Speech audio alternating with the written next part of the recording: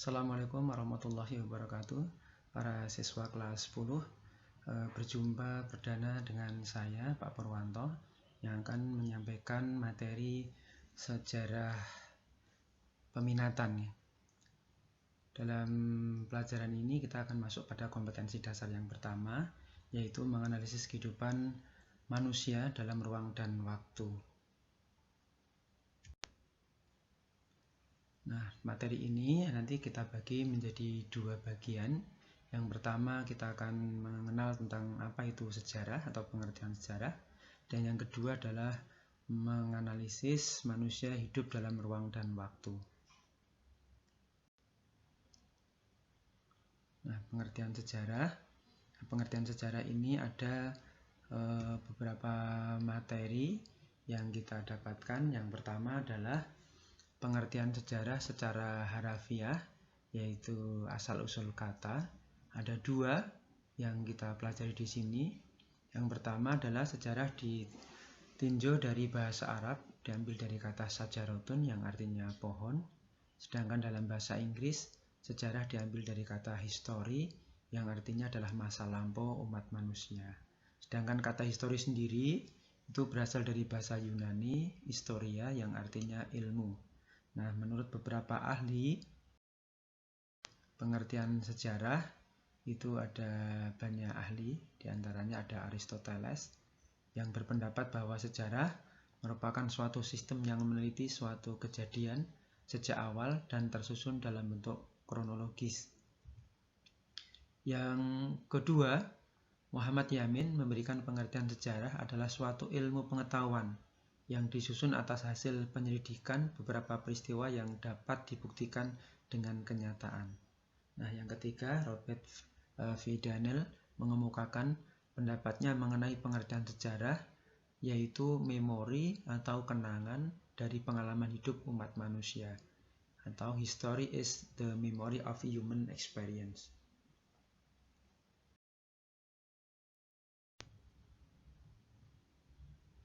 Nah, anak-anak, setelah kalian tadi mendapatkan pengertian sejarah secara harafiah dari bahasa Arab ataupun bahasa Inggris dan juga pendapat ahli, coba sekarang kamu buat definisi sejarah menurut pendapat kamu sendiri.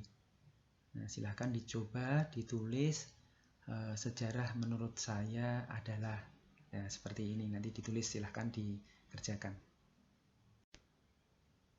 Nah, baik anak-anak, kita masuk materi yang kedua, yaitu manusia hidup dalam ruang dan waktu. Anak-anak bisa disimak gambar yang tampil di layar. Ini adalah suatu peristiwa sejarah yang kita sudah paham bahwa ini adalah suatu peristiwa sejarah yang sangat penting bagi bangsa Indonesia, yaitu tentang proklamasi kemerdekaan.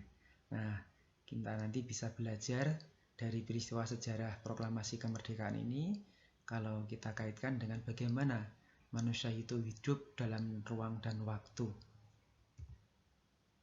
Nah, anak-anak, ada tiga unsur utama, tiga unsur pokok dalam kajian sejarah, yaitu manusia, ruang, dan waktu. Ketiga unsur tersebut saling terkait dan berinteraksi secara kronologis dan berkesinambungan satu dengan yang lainnya sehingga membentuk suatu peristiwa sejarah. Nah, unsur pokok sejarah yang pertama adalah manusia. Manusia dikenal juga sebagai hewan berpikir atau animal rasional. Manusia sebagai aktor sejarah yang memiliki kemampuan berpikir merupakan cikal bakal munculnya ide-ide kreatif. Nah, manusia adalah unsur utama dalam sejarah.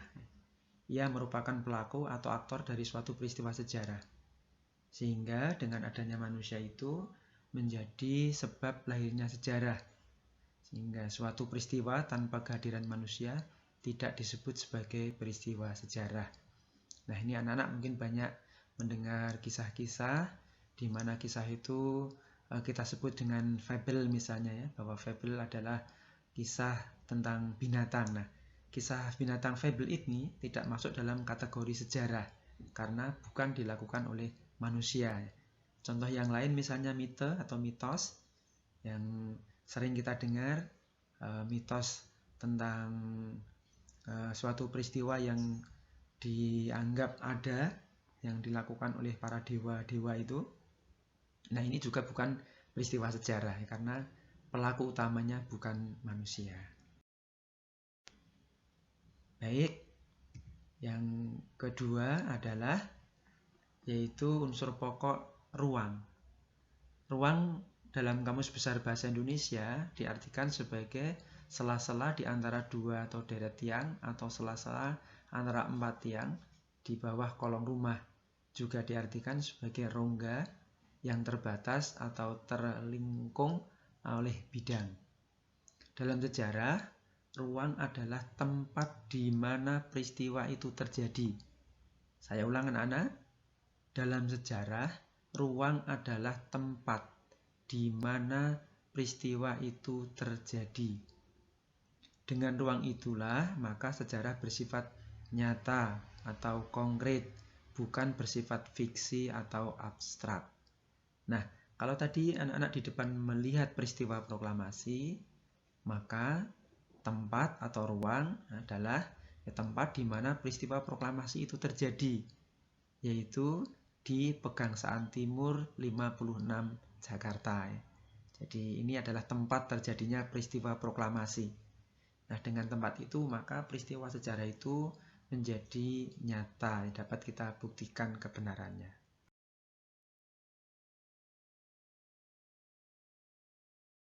Baik, yang ketiga, unsur pokok sejarah adalah waktu.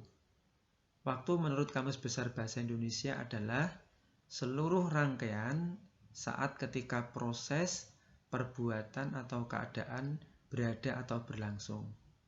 Nah, dalam sejarah, waktu adalah kapan peristiwa itu terjadi. Sekali lagi, saya ulang anak-anak. Waktu dalam sejarah adalah kapan peristiwa itu terjadi. Nah, karena waktu itu terus berputar anak-anak, berjalan dari detik, menit, jam, hari, bulan, tahun, abad, dan seterusnya, dari awal sampai sekarang, maka waktu itu terus berjalan, berlangsung terus-menerus, dan di setiap detik waktu itulah peristiwa-peristiwa sejarah terjadi. Unsur waktu itulah yang menjadi penentu bahwa peristiwa sejarah hanya terjadi satu kali, karena waktu tidak bisa diulang anak-anak. Maka peristiwa sejarah itu hanya terjadi satu kali, in malih namanya. Jadi peristiwa sejarah hanya sekali terjadi, tidak bisa terjadi pada kali-kali yang lain, pada waktu yang lain. Karena apa anak-anak? Karena boleh saja terjadi bahwa peristiwa itu dilakukan oleh orang yang sama, di tempat yang sama misalnya, tapi waktunya tidak akan sama. Nah, waktu itulah yang menjadi penentu bahwa peristiwa sejarah itu hanya sekali terjadi atau in malih. Nah, dari materi ini anak-anak dapat kita rangkum bahwa yang pertama, sejarah berasal dari kata sajarotun, ya, dalam bahasa Arab yang artinya pohon. Yang kedua, pengertian sejarah sama dengan istilah-istilah yang dikenal dalam bahasa Indonesia, ya, yaitu daftar asal-usul atau daftar keturunan. Nah, sejarah mengandung pengertian yang pertama, peristiwa yang benar-benar terjadi pada masa lampau. Yang kedua, kisah atau catatan tentang peristiwa-peristiwa masa lampau yang disusun dari sumber-sumber sejarah. Yang ketiga, ilmu yang mempelajari peristiwa-peristiwa yang benar-benar terjadi pada masa lampau. Keempat, sejarah merupakan sejarah atau memfokuskan perhatian pada manusia dengan aktivitasnya yang dipandang dari sudut pandang waktu. Yang kelima, 3 unsur penting dalam sejarah yaitu manusia, ruang, dan waktu.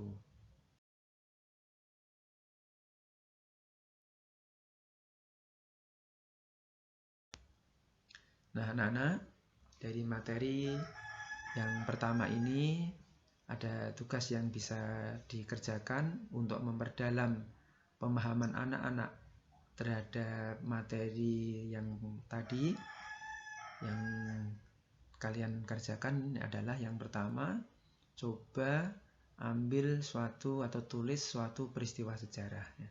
Tulis suatu peristiwa sejarah yang anak-anak sangat kenal, yang mudah. Yang kedua, dari peristiwa yang sudah ditulis ini, coba kalian uraikan bahwa peristiwa yang ditulis tadi itu, peristiwa sejarah tadi itu memiliki 3 unsur pokok. Nah, unsur pokoknya yang pertama adalah manusia itu sendiri sebagai pelaku. Kemudian yang kedua adalah ruang atau tempat di mana peristiwa sejarah itu terjadi. Yang ketiga adalah waktu, yaitu kapan suatu peristiwa sejarah itu terjadi. Nah, dengan memahami ini, anak-anak diharapkan nanti bisa membedakan suatu peristiwa, apakah peristiwa itu adalah suatu peristiwa sejarah atau peristiwa itu bukan suatu peristiwa sejarah, yang lebih dikenal dengan sejarah semu atau pseudo history, termasuk juga yang dikenal dengan dongeng, fabel, mitos, legenda. Nah, itu masuknya dalam kategori pseudo history atau sejarah semu. Selamat belajar anak-anak, semoga menjadi ilmu yang bermanfaat dan menjadi amal soleh kita bersama. Tetap menjaga kesehatan, kesehatan, selalu menjaga kebersihan, pola hidup sehat dijaga dengan baik, ibadah dijaga dengan baik. Semoga di era pandemi COVID ini kita senantiasa diberikan kesehatan dan kemudahan dalam belajar oleh Allah SWT. Assalamualaikum warahmatullahi wabarakatuh.